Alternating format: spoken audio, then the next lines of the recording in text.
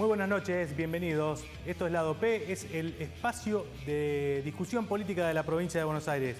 Albino Aguirre, ¿cómo te va? Buenas noches. Hola Fabián, buenas noches. Claro, nos metemos, como ustedes saben, a discutir cuestiones que preocupan y mucho a la provincia de Buenos Aires con el compromiso y la presencia de las personas que llevan adelante la gestión, con temas, y es uno de los que vamos a tocar hoy, que preocupan y mucho a los bonaerenses en particular, a la Argentina en general, vinculadas con el empleo o el desempleo y lo que está haciendo el gobierno para tratar de revertir algunos números que en ese sentido preocupan y mucho, y es inevitable también con nuestro invitado que hablemos también en este contexto preelectoral algo de campaña de política. Exactamente. Marcelo Villegas es nuestro invitado con quien vamos a charlar. Nos vamos a meter en todo lo que tiene que ver con los temas del gobierno de María Eugenia Vidal y, por supuesto, lo que incumbe directamente a su ministerio, el Ministerio de Trabajo. Nos presentamos, los saludamos. Muy buenas noches. Muchas gracias, Marcelo. ¿Cómo le va? ¿Cómo están? Gracias por Ministro, invitarme. buenas noches. Buenas noches. Gracias. ¿Qué tal? ¿Cómo le va?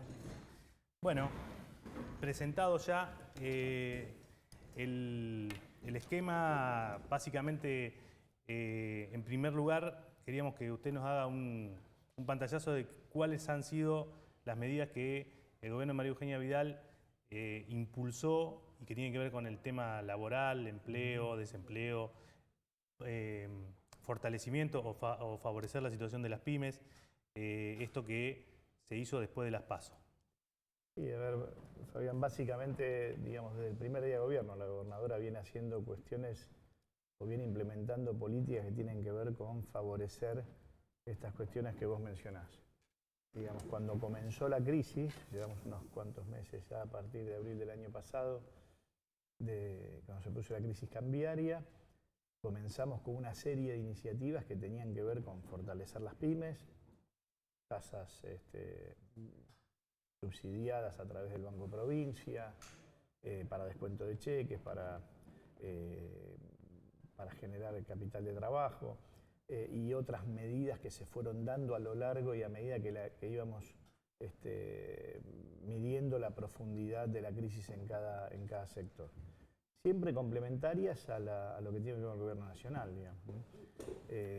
La provincia de Buenos Aires redujo impuestos. ¿Complementarias o para tratar de reducir el impacto de algunas medidas que a nivel nacional estaban golpeando duro a la producción? No, siempre complementarias. Si vamos al escenario post-PASO, digamos, más allá de las medidas que tomó el gobierno nacional, que tienen que ver con el IVA en los alimentos básicos, que tienen que ver con el impuesto a las ganancias en determinados rangos de salario, nosotros hicimos un trabajo de línea de impacto de déficit fiscal con la gobernadora y con el Ministerio de Economía, y a partir de ahí generamos una serie de medidas que tienen que ver con mejorar el tema de las ayudas sociales, que tienen que ver con mejorar el tema de los comedores escolares. Digo, si uno toma la inflación de los 4 años de gobierno, salvo más de 200%, cuando mira lo que hemos incrementado, los valores de comedor, de desayuno en las escuelas están por arriba del 400%, es decir, hay un crecimiento real más allá de la inflación.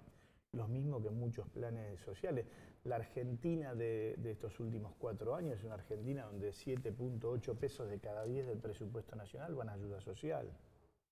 Ministro, o sea, entonces, digo, y particularmente con el tema de empleo, Albino, si me permitís, digo, hemos lanzado 2 cuestiones del Ministerio de Trabajo que son muy puntuales y muy específicas. Una es una moratoria para deudas con el Ministerio de Trabajo de la provincia de Buenos Aires, para pymes exclusivamente, y también un programa de preservación de empleo que alcanza los 370 millones de pesos para aquellas pymes que tienen dificultades en el sostenimiento del nivel de empleo. Ahora vamos a volver sobre ese tema porque me parece interesante también dar a conocer para los empresarios, para las pymes, para los que por ahí ¿Por dónde están hay que ir a pasando, buscarla, ¿no? exactamente por dónde entrarle, digamos, a esos anuncios que ha hecho el gobierno. Algunos de manera formal y otros nos estás anticipando ahora. Pero para tener un pantallazo, el primer acercamiento que tuvimos con usted en algún momento, ni bien arrancaba la gestión, el primer año que fue complicado, 2016, nos planteaba un escenario de desempleo de cierta paridad, digamos. Se habían perdido en aquel entonces alrededor de 10.000 puestos de trabajo, pero se habían creado una cantidad similar de puestos de trabajo, nos decía usted.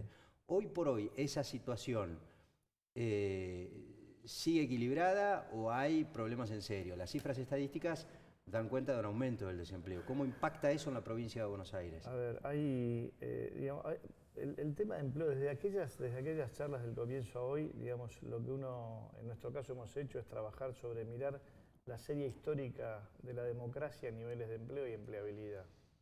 Lleva un minuto, pero es bueno compartirlo. El presidente Alfonsín asume en el año 83, con el advenimiento de la democracia, con un 4.7% de desocupación.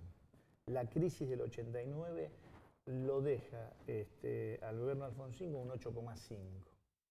A partir de allí, y con la llegada del doctor Menem a la presidencia y la convertibilidad, el doctor Menem tiene un punto de 13,5% de desempleo. Luego viene el gobierno del doctor de la Rúa, con lo que sucede en el 2001 entre de la Rúa y Duhalde, llegan a un 21,5% de desempleo. Después llega la presidencia el presidente Kirchner, tiene un pico de 17%, y a partir de allí comienza una bajada del nivel de desempleo, con un fuerte incremento, también hay que decirlo, del empleo público. 2007, 2015, apagón informático, apagón estadístico en la Argentina. Recordemos que tuvimos un ministro de Economía que no quería hablar ni de inflación ni del INDEC, en Grecia. Y nosotros tomamos el gobierno a nivel nacional con un 9,3%. El último dato que teníamos... Pero ¿y dónde está la diferencia? Porque uno escucha a los funcionarios, incluso a la expresidenta, dice, nosotros nos fuimos con un 5,9% de desempleo en la Argentina. Sí, con un INDEC que funcionaba a los martillazos, con Guillermo Sí, Moreno. ustedes no creen, digamos, en esas cifras que dieron. No, era 9,3 a partir de las series históricas que medía el Banco Central y que obviamente no estaba intervenido en esa área. Es la información oficial del Estado. Lo único que vale es la información confiable del Estado que no haya sido intervenida.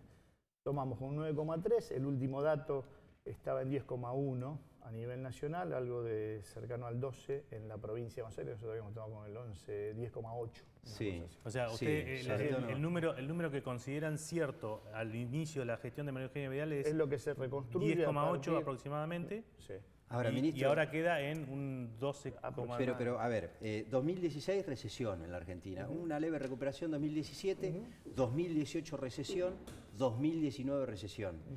Con ese panorama incierto que impacta, entre otras cuestiones, en la cuestión del trabajo, usted dice que durante esta gestión aumentó 2 puntos el desempleo en la Argentina. Albino, hace 10 años que la Argentina se mantiene en un empleo privado del orden de los 6 millones de personas. Empleo privado registrado. Lo que ha habido en instancias donde la economía, por ejemplo, el gobierno anterior creció mucho el empleo público en todas las provincias y en la nación. Nosotros, cuando tomamos el gobierno en diciembre del 2015, entre agosto y diciembre se habían incorporado 6.000 agentes a la planta de la provincia de Buenos Aires. Pero, en los últimos 4 meses de la gestión, Scioli. Sí. Más allá de eso, lo que digo es que la Argentina tiene un problema estructural de empleo y un problema estructural de empleabilidad. Digamos, estos indicadores de la democracia argentina tienen que ver con que hemos crecido a tasas chinas en pobreza desde el advenimiento de la democracia. Hoy lo estaba escuchando a un colega que nos contaba que la Argentina creció a un 7% de pobreza, tasas chinas de pobreza. Eso es. Ese es el país que encontramos. Ahora, cuando uno mira la empleabilidad, dice, ¿qué hicimos con respecto a la empleabilidad? Bueno, ahí empezamos a trabajar con las pymes a través de los comités sectoriales, de los consejos sectoriales. Trabajamos sobre los centros de formación laboral. Este año vamos a terminar con 150.000 chicos de entre 18 y 30 años, que es donde más está en la provincia más a nivel de desempleo y también bajo niveles de empleabilidad, en formarlos para tener la posibilidad de recurrir, de aplicar a un empleo. Claro, entonces, pero digo, si el empleo no está, por más que esté formado, porque es la pregunta que seguía, ¿no? Pero el empleo está, en algunas áreas, en algunos sectores está el empleo. Hoy también escuchaba una empresa dedicada a servicios que hizo una búsqueda para 500 personas, apuntando a aquellas personas que estaban en situación de recibir planes sociales y ese tipo de cosas. Solo el 6% decidió continuar con el proceso de búsqueda y muy pocos daban con las posibilidades de empleabilidad mínima. Entonces, lo que hay que trabajar es eso. O sea, cuando un país se acostumbra a vivir con inflación, se acostumbra a vivir con índices elevados de pobreza, se acostumbra a vivir designando casi 8 pesos del presupuesto nacional de cada 10 a la asistencia social y no crece el empleo privado, bueno, todo se mantiene en una cuestión así muy estable, Claro. digamos, donde se naturalizan cosas que Pero no- el que no gobierno se dio naturalizan. alguna plataforma para que ese empleo privado genuino, como ustedes lo llamaban y como lo llama el gobierno nacional, se pueda instalar en nuestro país, porque, digamos, de sobresalto en sobresalto, sin posibilidades, digamos, de financiamiento. Porque Fabián. hoy, ¿quién va a ir a pedir un crédito? Digo, nosotros somos emprendedores, tenemos una muy buena idea y tenemos muchísimas ganas de apostar, pero a un 75% de tasa, ¿quién va a pedir? Fabián, no estoy diciendo que no tenemos un problema de empleo. Estoy diciendo que tenemos un problema de empleo de hace décadas. Ujú. Y que, Pero también, pero hay que empezar a revertirlo. Bueno, pero digamos, cuando vos miras los 3 años y medio de gobierno a nivel nacional, tenés un país que tiene muy primarizada, a pesar de que nos decían, ¿no?, de que se favorecía la industria en el pasado, un país que tiene muy primarizado su producción, básicamente agropecuaria, tuvo un año una sequía, otro año inundación, después vino el aumento de la tasa en los bonos del Tesoro de Estados Unidos, que eso secó el mercado a nivel mundial de los fondos que iban a los mercados emergentes como el nuestro, de 100.000 millones de dólares, cero quedó en el mundo. Y eso fue al bono de los Estados Unidos, al bono del Tesoro de Estados Unidos. Es lo que los financieros llaman el vuelo hacia la calidad, ¿no? Cambian rentabilidad por seguridad. Más errores propios que los ha admitido el gobierno nacional, pero en paralelo, digamos las cosas como son. Se abrieron 170 mercados, se logran acuerdos con la comunidad económica, se empieza a exportar harina de soja a China. Hay también muchas noticias de aperturas o reaperturas en industrias que venían postergadas. Este es un proceso que lleva muchísimo tiempo. Ahora, cuando vos me preguntabas, Albino, usted entonces me dice que a pesar de estas crisis tenemos un nivel de empleo que subió entre 2 y 3%.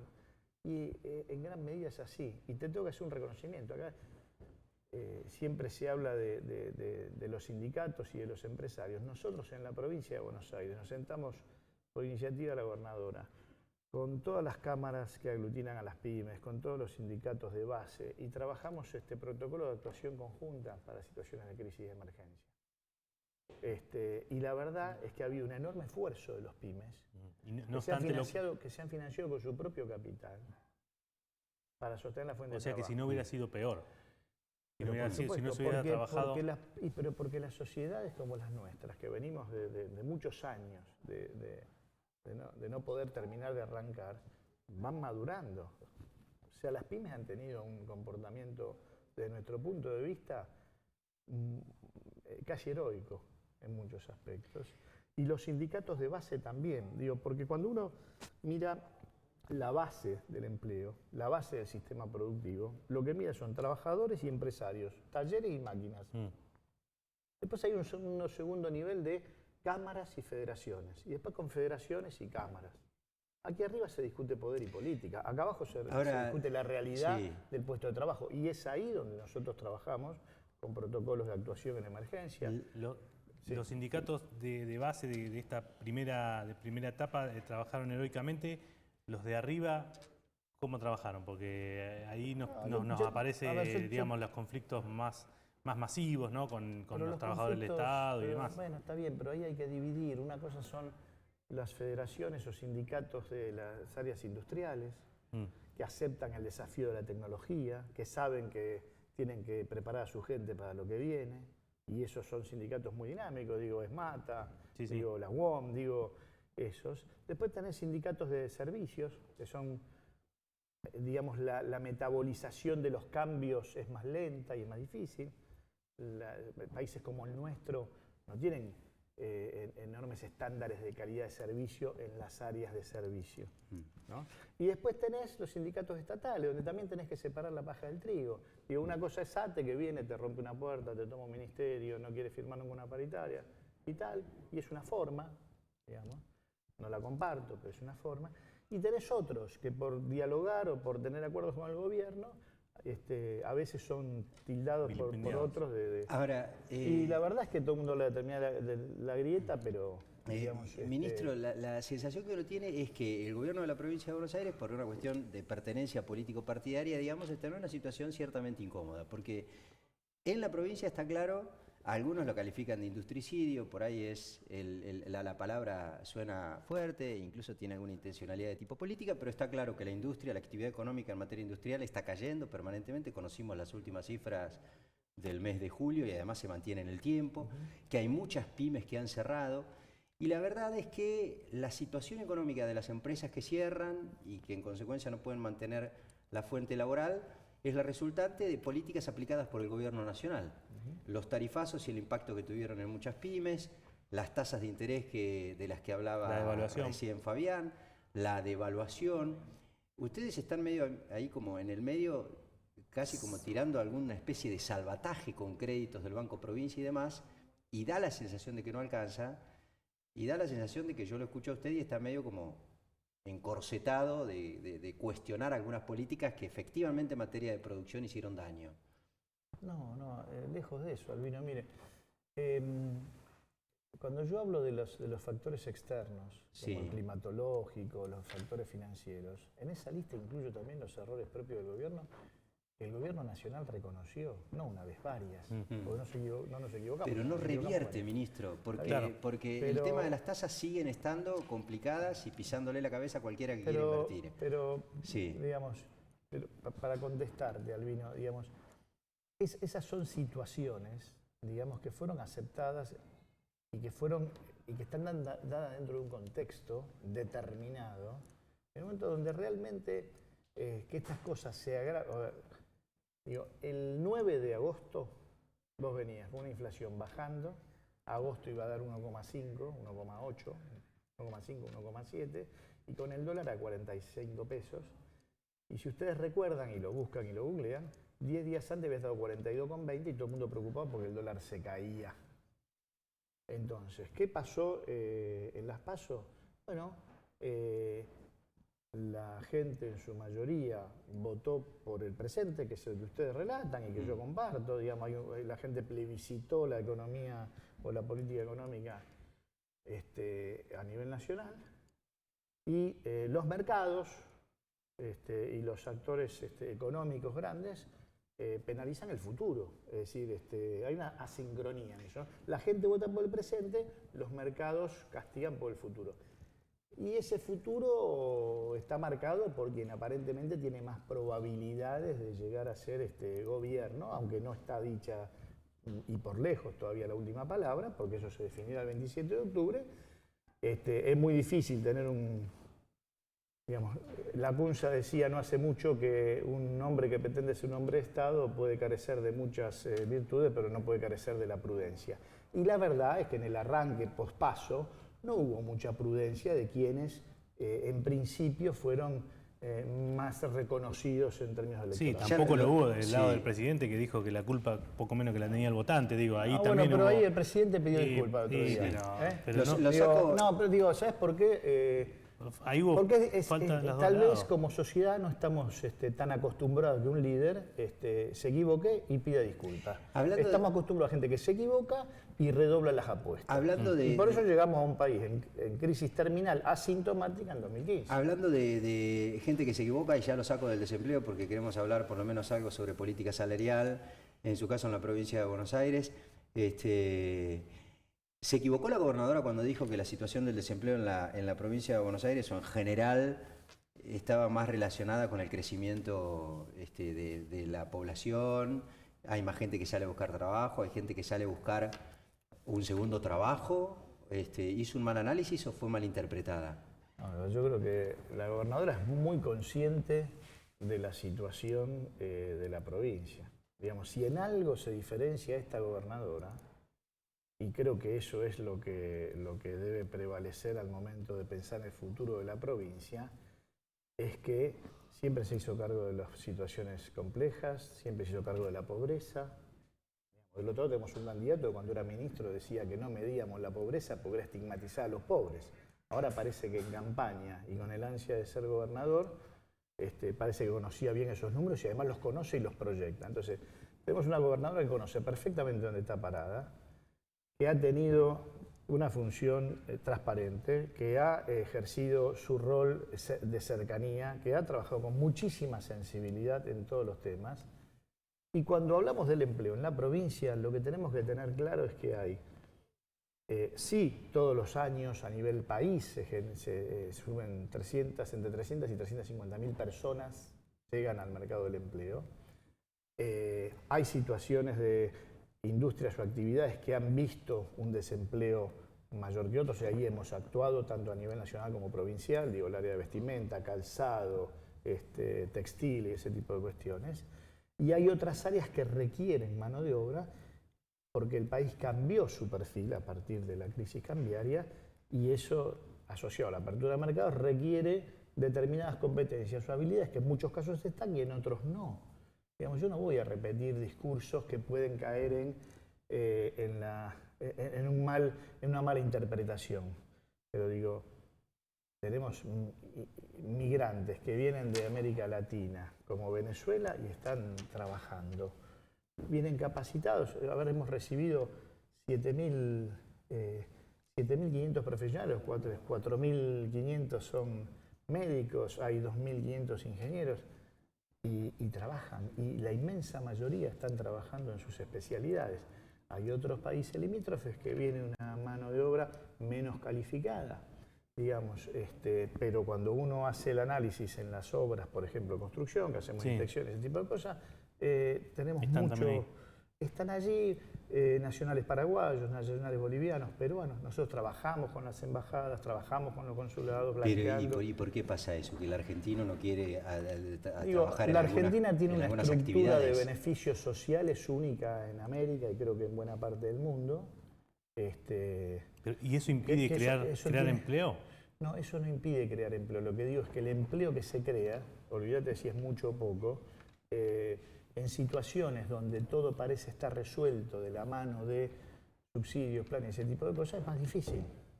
Entonces, quien no lo tiene... Ahora, este gobierno se jacta de haber incrementado los planes. Sí. Usted cuestiona esa estructura, pero la verdad es que... No, porque se hizo cargo de lo que había que hacerse cargo. Y en 4 años no se resuelve las cuestiones estructurales y de fondo que están dentro de este esquema. Sí. Así como creció el desempleo, creció la estructura de los beneficios y no creció el desempleo y no creció el empleo privado y creció la pobreza en democracia, crece la necesidad de dar contención. Este gobierno lo ha hecho, digamos. Acuérdense que en el 2015 se decía que veníamos a la provincia a desarticular todos los beneficios y todos los planes sociales, que a nivel nacional íbamos a hacer un desastre. Entonces se nos corría en ese momento por izquierda, hoy se nos quiere correr por derecha. Es un gobierno que se ha hecho cargo de una situación muy compleja, en la provincia, ustedes son conscientes porque vivimos en ella, y que se han ido ordenando gradual y paulatinamente todas las cuestiones. Digo, si el 27 de octubre nosotros revertimos la elección y somos gobierno, continuaremos y profundizaremos ejes que tienen que ver con lo productivo. Pero si no nos toca ser reelegidos, el gobierno que venga va a poder pagar los sueldos, va a tener insumos en los hospitales, va a tener todo lo que necesita para que el gobierno funcione desde el día 1. Y no como nos pasó a nosotros, que tuvimos 180 millones de pesos en la caja el día viernes 11 de diciembre del 2015 para pagar 22.000 millones de pesos a partir del 15 Ministro, la provincia de Buenos Aires y usted en este caso que llevaba adelante esas negociaciones, ¿dio los aumentos salariales que pudo o los que quiso? Nosotros siempre nos comprometimos, a partir de las definiciones que tomamos con la gobernadora, a pagar, a comprometernos a aquello que podíamos pagar. Y generamos previsibilidad. Si no, vayan a Santa Cruz. Si no, vayan a Chubut a ver lo que hacen gobernadores. Sí, pero inventaron la famosa cláusula gatillo, que fue un recurso interesante porque medio como que descongestionaba la discusión a lo largo de todo el año, que la utilizaron en algún año, 2017 por caso y 2018 no. Sí, y te recuerdo también que, por ejemplo, cuando la quisimos utilizar en 2017, es lindo ver la película siempre, ¿no? En 2017 tuvimos 18 días de paro porque Baradel la rechazaba. Sí. Y en el 2018 tuvimos 30 días de paro porque Baradel la pedía. Sí. Y ahora nos pide la mensualización. Pero, digamos, ministro, miremos ahí toda la película. está bien de acuerdo, siempre, miramos Romino, toda la... porque si miramos- no, sí, la ministro, foto yo le puede cuento ser algo. linda o fea, la película tiene un argumento. Yo le ¿no? cuento algo, miramos toda la película, pero eso que usted plantea, que es cierto, y yo lo comparto, los gremios la resistían originalmente y después la pedían, Sí. muestra también un contrasentido del gobierno, que primero la impulsaba y después no la habilitó. No, porque siempre pusimos arriba de la mesa los números de la provincia. Sí. Entonces, esto es como vos en tu casa, vos en tu casa. Cuando podés, asumís un compromiso y lo cumplís con tu familia. Cuando no podés, tenés que mostrar la realidad y decir, bueno, este año tengo que ir por este camino. En 2017, año en el que habíamos bajado 50% la inflación y el país había empezado a levantar, pudimos dar la cláusula gatillo. En 2018, la discusión se alarga, los primeros 3 meses fueron muy buenos, Argentina crecía al 3,5% real, y a partir de abril se complica. Ahí dijimos, miren, no podemos dar la cláusula gatillo. Hoy, ¿en qué situación estamos? Tenemos la mejor paritaria de la provincia y tal vez del país, es para los docentes de la provincia de Buenos Aires, cláusula Sí, gatillo trimestral. sí. Tenemos un acuerdo cerrado con los estatales que nos han pedido reapertura. Para agosto, septiembre, octubre hemos diseñado este esquema de poder dar un bono en 2 cuotas, actualizar asignaciones familiares. Y sentarnos Los en- bonos docentes, no, ya está descartado. No, bonos los docentes no, porque, te repito, tienen la mejor paritaria del país. Nosotros tenemos que pensar en el resto de la familia, que son los estatales. Y los estatales no tuvieron esa cláusula, tuvieron una cláusula de actualización semestral hasta julio, y para el segundo semestre estamos poniendo un bono, y en octubre nos sentaremos a discutir o a dialogar, porque en noviembre tenemos una revisión pendiente que está firmada. Ministro. Más un acuerdo del 2% en septiembre y otro 2% en noviembre. La última pregunta, porque ya se nos termina el tiempo y es más eminentemente política. ¿Por qué cree usted que podría alguno de los que forman parte del 17% que sacó diferencia Axel Kicillof repensar su voto y votar a María Eugenia Vidal el 27?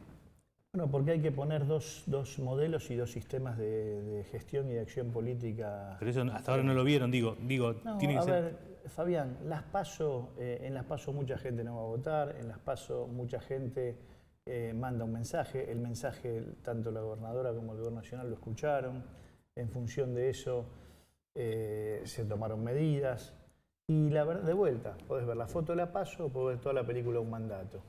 Esta es una gobernadora que desde el día 1 dijo la verdad cuando habló ante la Asamblea para inaugurar las sesiones del 2016, dijo esta provincia está quebrada, está fundida.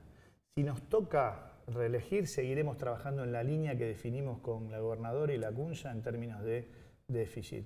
Y si no, quien reciba va a tener déficit operativo cero.